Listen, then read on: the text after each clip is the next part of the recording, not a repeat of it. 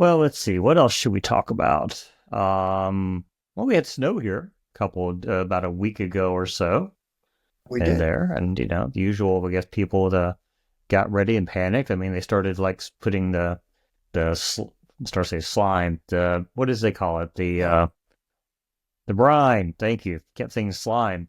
Brine. The brine down on the streets like 2 days in advance, and we had a couple of inches, which was unusual for us, but yeah.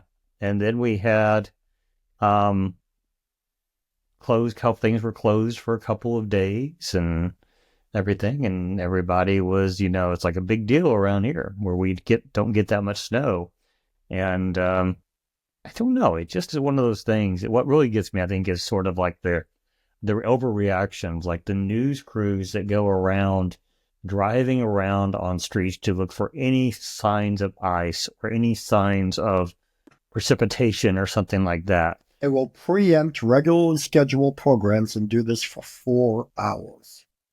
They will do that, right? And I think our regular drinking establishment was closed on Friday and Wednesday, I think, too, or part of it at least. Yeah, but I mean, you and I both have four wheel drive vehicles, so we can get around. It's not a big deal, but it's always interesting to see, I'd say, how excited people get about, any hint of snowfall that's coming. And you're from up north, or so, where it's not, it's like routine. Um, I don't know. It just still surprises me that people get really excited and spend so much time sometimes angsting over it and preparing. So we were forecast to get 2 to 6 inches. I live Mhm. southeast of Raleigh, and I ended up with about half of an inch because it turned to freezing rain and sleet, then back to snow again. So I ended up with about half an inch. But outside of Durham, west of Durham, they got about 4 inches. Uh-huh. There was a 50 car pileup There on was. True. True. where it intersects and merges with I-85, That's and true. one poor soul lost their life. Uh-huh. They got rear-ended by a tractor trailer, and very sad. But yeah, I know how to drive in the snow. I learned how to drive in the snow, and I've driven everything from armored vehicles to Humvees to small cars and pickup trucks in the snow. People down here don't know how to drive in the snow.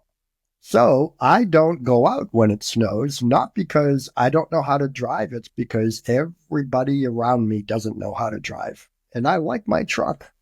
Yeah, yeah, I'm pretty much the same way. I mean, I took my son to work once or twice when it was, snowing because he had to go to work and that sort of thing. But I think I've told you back. I'm from Arkansas originally, and I used to drive like 25 miles to go to Another reason college. to say, What's that? another reason to play the banjo. No, not a reason to play the banjo. Nice that you bring that back in there.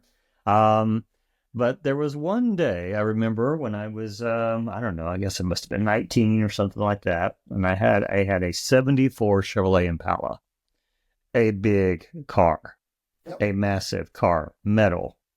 It's a tank. It's a tank. I mean, it was. I remember one time driving over an overpass, and I was driving, and I something fell on the floorboard on the passenger side, and I like bent down to get it, and I looked up, and this bumper was scraping against the concrete of the overpass, and there were sparks flying everywhere. And I got out, looked at the bumper, and it was just like a little bit of black mark on it. But this particular morning, it had been snowing and stuff, and they said the roads were maybe slick, but I was like, I'll drive it, no big deal. I've got a big car, and I remember going down Interstate 40, um, between the town I lived in and the town that I was going to college in, and saw somebody down the road who did a 360 and spun. And I thought, that won't happen to me. I can do this. It's the confidence of youth. Yeah, Yep. that you can do this. Doesn't matter what, I can do this. So I drove and I spun in the middle of the interstate. And then I slid over to the side, and there was a tractor trailer rig parked on the side, an 18-wheeler parked on the side. And I remember just sliding over to it and being like, oh shit, what do I do? I'm going to hit this 18-wheeler. And so I hit this 18-wheeler and kind of, not terribly hard, but I slammed into the side of it.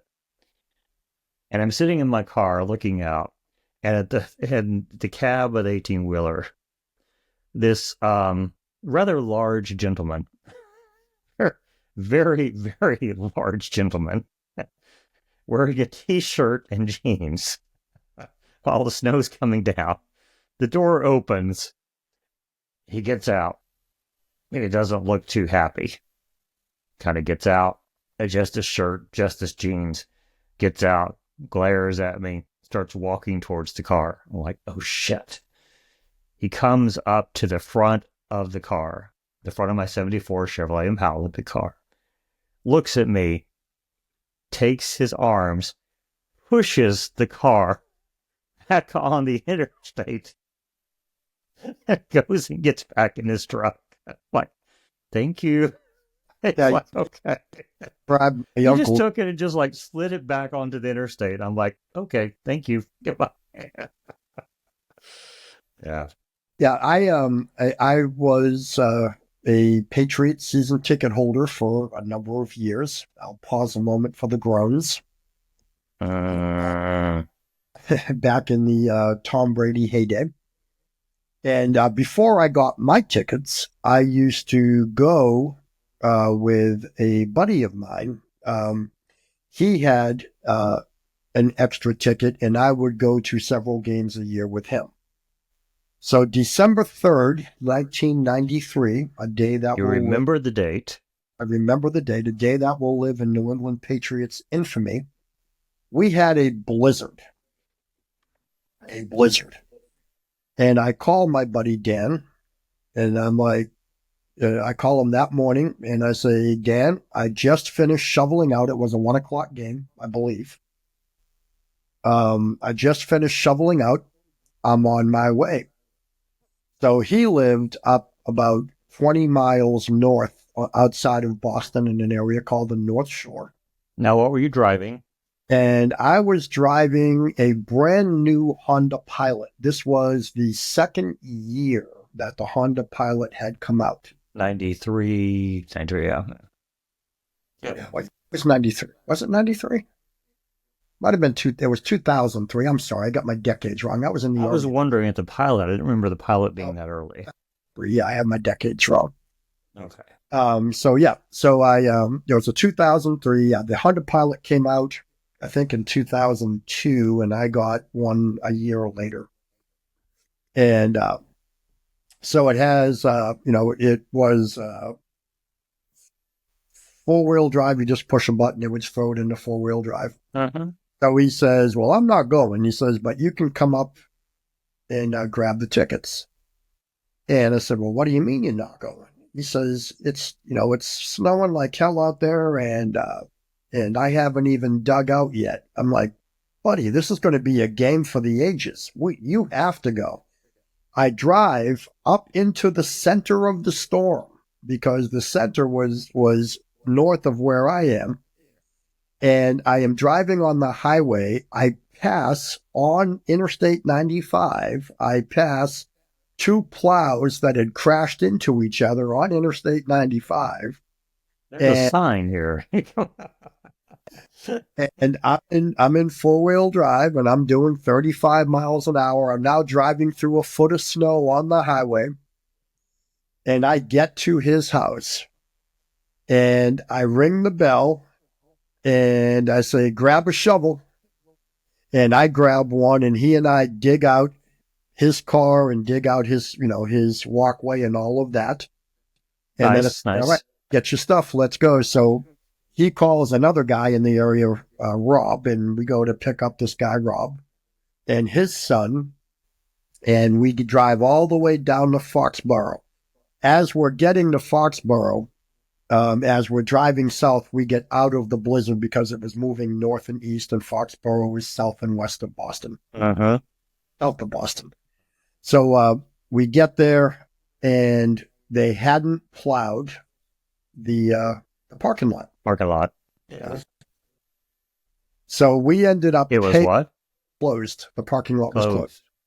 We ended up paying like $50 to park in a liquor store parking lot, and then walked like a quarter mile in the snow to the stadium. You guys were dedicated. Wow. To get in. We get to our seats. They hadn't shoveled out the seats. We had to dig down in the snow to find our row. At any point, did you consider that maybe this wasn't the best idea? Oh, absolutely not. You were committed. Yeah. Oh, we were committed, right? So, because we had just won committed. the Super Bowl the year before. I believe we won in 2002. Okay. Right? So we're there, and we're jumping up and down on the snow to pack it so that we can stand in front of our seats. We packed the snow, and when you folded the seat down, the bottom of the seat, it was like that far from where the snow stopped, so you couldn't even sit down. So for the next 3 hours, we stood there in the snow. It was a game against Miami. Every time the Patriots scored a touchdown, there was a song that the stadium would play. I can't remember the name of the song. They don't do it anymore because I think the guy that wrote it had allegedly done something bad, but it was the one that goes, da da, hey, hey, da da da da. You know the one I'm talking about? I think so, yeah. Every time they did that song at the hay, fans were throwing snow up in the air. Well, amazingly, the stadium holds 50,000 plus, and there had to have been 30,000 people that came in for the game. You got 30,000 fans all throwing snow up in the air in unison along with the music every time the Pats scored, and it looked like white fireworks going off in the stadium. Nice. That has made every reel, anytime there's local media, any lead up into game highlights or whatever, the segment of the fans throwing the snow in the air has been in every reel. It was and one. You were there. And I was there. So well, that's cool. That's cool. Fast forward later on, the following Christmas, my wife saw this in a store. It was a picture of Teddy Bruschi, who was the heart and soul of the Patriots defense at the time, giving a football to a fan in the stands while the snow was being thrown up in the air. The gentleman he was handing the football to was blind. I think Teddy knew him. But and it has a date and it's certified. It's certified. His signature's on the picture. There is a picture of him signing the picture taped to the back. So this is certified sports memorabilia. So I have that in a frame. And then I have another frame that has my ticket to the game. Very cool. Very cool. That was my neat memory about snow. So nothing is going to stop you from your pursuits during the snow, if you want to do it. Right. If I want to do it. So if here you want to do it. I left the house this Sunday, for the first time since I saw you last Sunday, because I didn't have a reason to. Well, see, I was still getting out walking the dogs in the morning. We have the two dogs, and they're both small.